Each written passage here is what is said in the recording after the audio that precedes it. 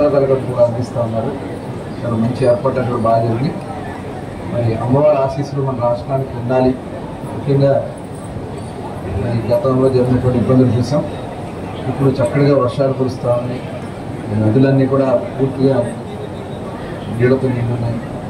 మంచి పంటలు పండాలని, అందరూ కూడా సుఖ సంతోషాలుగా ఉండాలని మనస్ఫూర్తిగా కోరుకుంటూ మరొకసారి భక్తులకి, అలాగే అధికారులు కూడా చాలా కష్టపడుతున్నారు. పోలీస్ కానీ అలాగే మీడియా కూడా ఎప్పటికప్పుడు వాళ్ళు ఎక్కడ లోటుపాట్లు ఉన్నా కూడా ఇమీడియట్గా తెలియజేయడం, రెక్టిఫై చేస్తారు. టోటల్ సర్వేలెన్స్ కెమెరాస్తో ఎంతమంది ఉన్నారు, ఎంత టైం పడుతుంది మొత్తం కూడా మానిటర్ చేస్తాము.